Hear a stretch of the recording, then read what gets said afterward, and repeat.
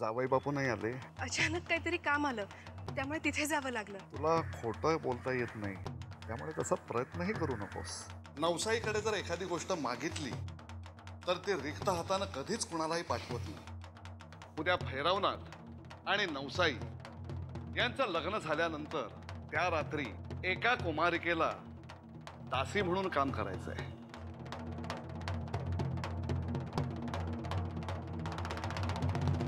नाही मी सांगणार नाही दे. ए मोठी कोण मी का तू? हे पोरानो झालं काय? अहो आज दासी पूजेचं फूल आपल्या जानकीच्या डोक्यावर पडलं. समद गाव कौतुकाने बघत होतं. बाबा मी अशी देवी समोर उभी राहिले आणि म्हणाले यंदा फूल माझ्याच डोक्यावर पडलं पाहिजे. बाबा आणि मी पण तेच म्हणालो. हा मी पण तेच म्हणालो. लाडू खाण्यातून वेळ मिळाला का? लाडू कुणी दिला ग? सुमिता हिरी वाड्यावर घेऊन गेली होती ना बरोबर ती मला. मग तेव्हा गण्यासाठी पण बांधून दिले. म्हणजे यंदा दासी पूजेचा मान तुला. पुरी असं म्हणतात जिला दासी पूजेचा मान मिळतो तिला कवाच काही कमी पडत नाही. म्हणजे मला पण भरपूर पैसे मिळणार. तुला काय करायचं ग पैसा? मग मला पैसे हवेत कारण बाबांना मला बैलजोडी घेऊन द्यायची. म्हणजे नांगर बाबा नाही माझी बैल ओढतील. चल चल चल चल. अव हा लय मोठा शुभ शकून आहे.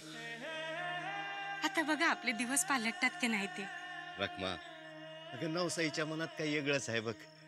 मग आत्ताच जाऊन त्या परशुरामाला भेटा की. होय मी आत्ताच निघतो. पण एवढ्या राज्याला कुठं भेटल त्यो? रखमा अशा लोकांचा रातचा ठाव ठिकाणा सापडायला वेळ लागत नाही. अगं येतोच म्या. आई नवसाई ध्यान ठेव ग आई.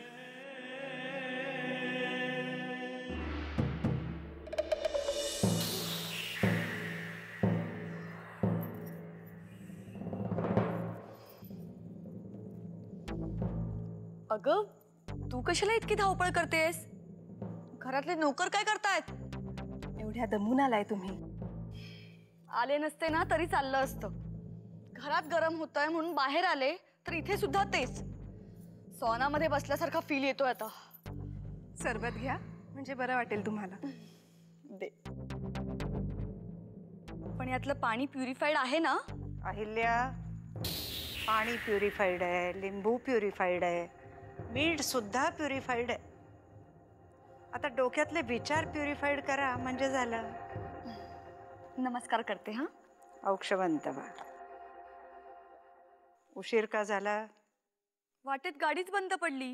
इच्छा नसताना देवीच्या दर्शनाला आलं की देवी अशीच विघ्न आणते. वामन कुठे आहे? गाव बघायला गेलेत. माझं गाव, माझा वाडा, माझी नदी, सगळ्या वाटेत हेच चाललं होतं. अगं बालपण गेलंय त्याचं इथे. त्याला आस्था वाटणारच की.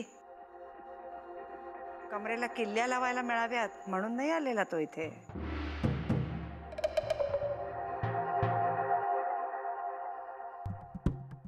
मी ह्याला टोमणा समजायचा का? मी जरी सरळ बोलले असते तरी तुला तो टोमणाच वाटला असता. जाऊ द्या नात्याबाई, तुम्ही ते चूर्ण द्या इकडे. आणि हे बघ नुसतं नको हं घेऊस, पाणी घे त्याच्या बरोबर. बर. एक मिनिट. अहो तुम्ही हे काय देता हिला? डॉक्टरांशी कन्सल्ट केल्याशिवाय तिला काही देत जाऊ नका. आणि काय ग, त्यांचं ठीक आहे, तुला काही कळत नाही? काय आहे का यात? आलंय प्युरिफाईड आलंय. ते कळतंय मला. पण या दिवसांमध्ये तिला हे सगळं चालणार आहे का? का घरात आहे म्हणून देताय? अहिल्या, ही मुलं जन्माला घातली नसली तरी वाढवली आहेत. पण ज्यांनी यातलं काहीच केलेलं नाहीये त्यांनी यात मध्ये मध्ये बोलू नये.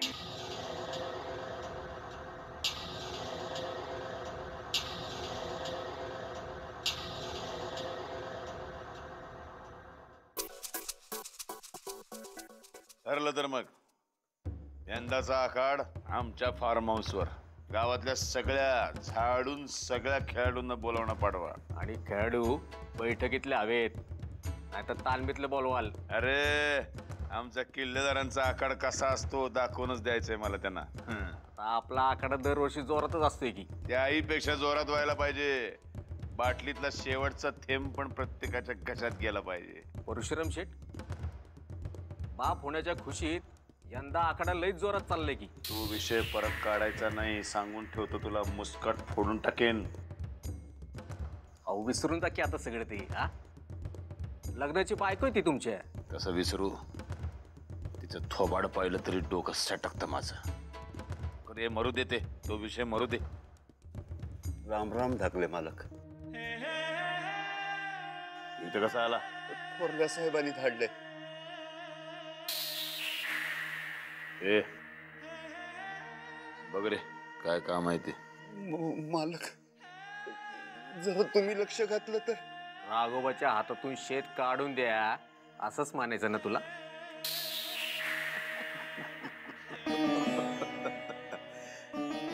या लांडग्याच्या तावडीत सापडलास होय तू. डेंजरस लांडगा आहे. चावल निघ. मालक, हो नाका तोंडात पाणी जायला लागले.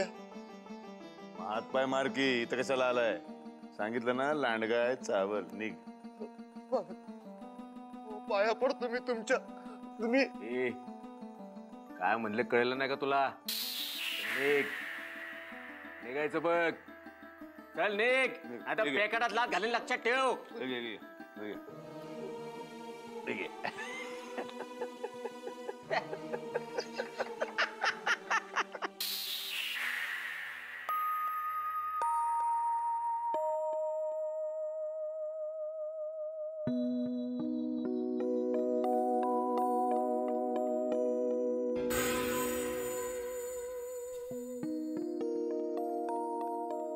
किती वेळा सांगितलंय तुला,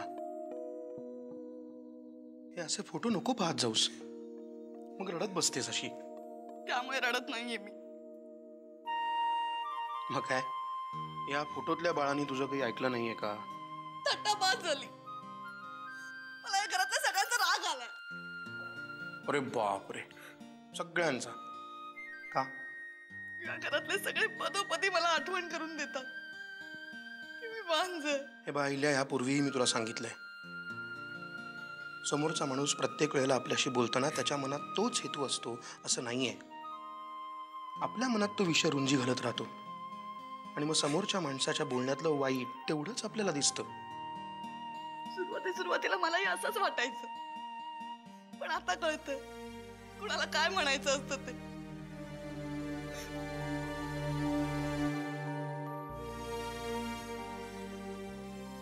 तुला कोणी काही बोललंय का? आत्याबाई. काय? हो, तर मला मूल नाही होत, यात माझा दोष आहे का? आपण सगळे प्रयत्न करतोय ना.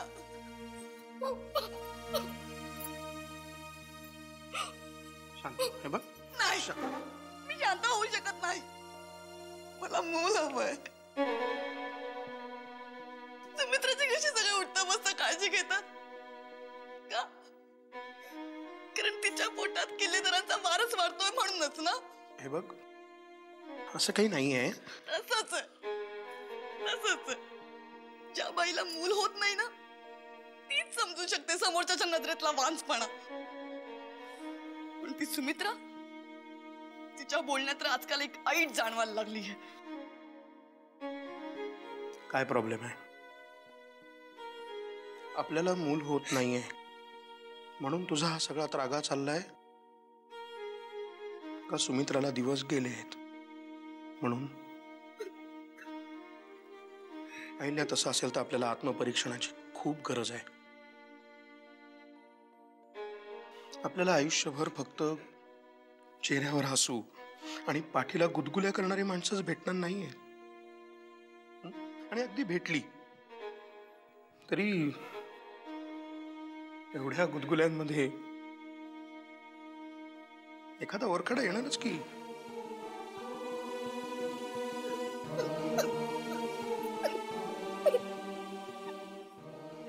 शांत व्हा.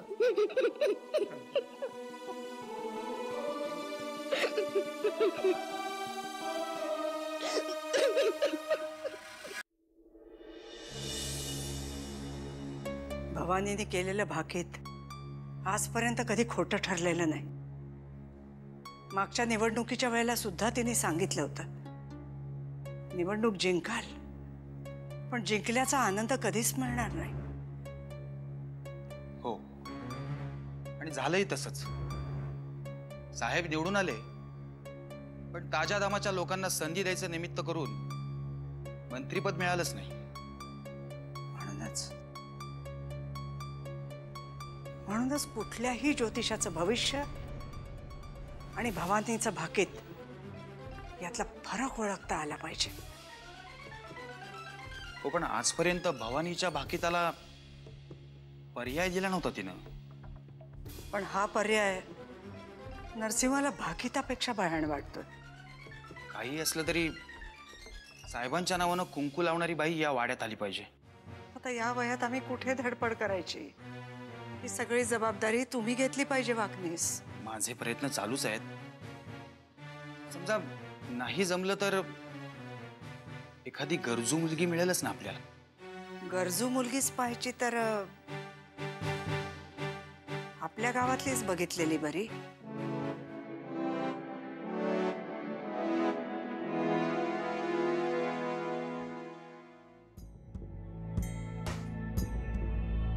दादा चल आवर ना, अजून तयार नाहीयेस तू? अरे 10-15 मिनिटात निघायचं आहे आपल्याला. अमृताला फोन केला होता, आज मॅच आहे ना तिची.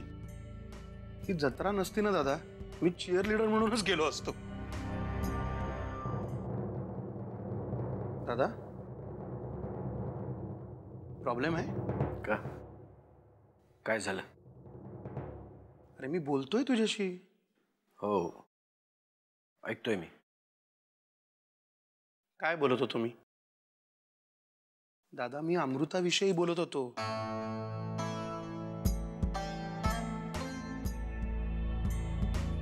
कशी आहे ती? बरी आहे. मध्येच वहिनीची आठवण येते, मग फोटोसमोर जाऊन उभी राहते. पण बरी आहे. अजून मला त्यातून बाहेर पडायला वेळ लागतोय. तिचं कसं होईल? मी आहे ना. अरे मी तिच्याशी बोलतो, गप्पा मारतो, तिचंही मन मोकळं होतं. अरे शेवटी लाडकी पुतणी आहे ती माझी. वामन, उद्या जर मला काही झालं तर तिच्याकडे लाडकी पुतणी म्हणून नाही, मुलगी म्हणून बघ. तू काय बोलतोयस दादा? तुला काही झालं तर म्हणजे? काही नाही दादा, काही खरंच प्रॉब्लेम नाही आहे ना?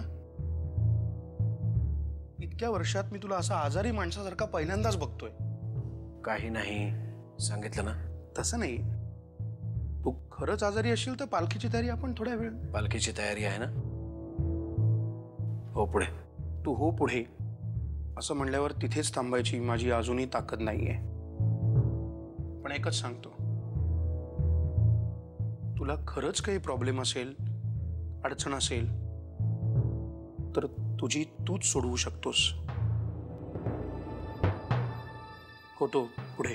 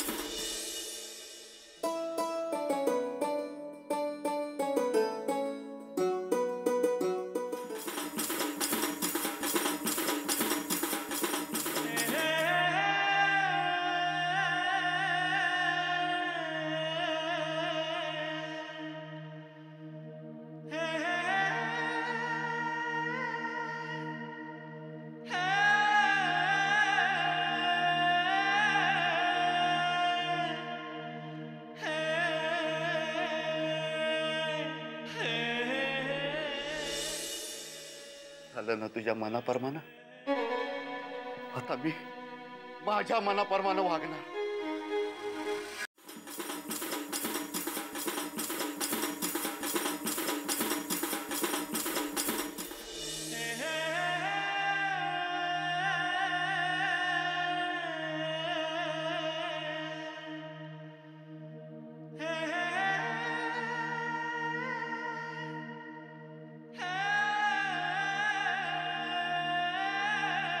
तुलाही वाटलं होतं गरिबीवर हा उपाय नाही,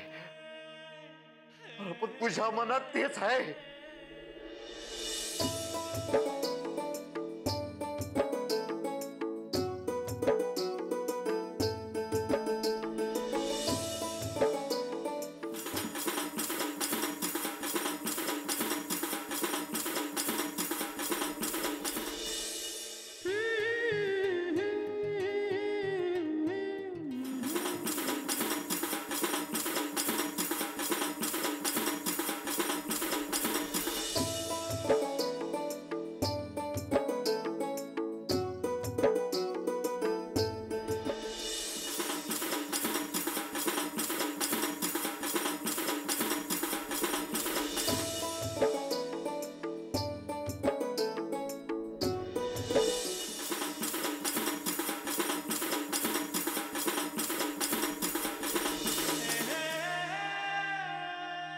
ही जमीन माझी आहे. माझ्या कर्जाचं ओझं तिच्या छाताडावर ठोकू नका हो मालक. बस, जास्त बोलला तर तो बोट तुझ्या छाताला ठोकेल. काय खायला घातलंस तुम्ही ती राख? भाकरीचा अर्धा तुकडा. त्या थोरल्या साहेबांनी काम केलं नाही, तो तुकडा बी मिळायचा नाही.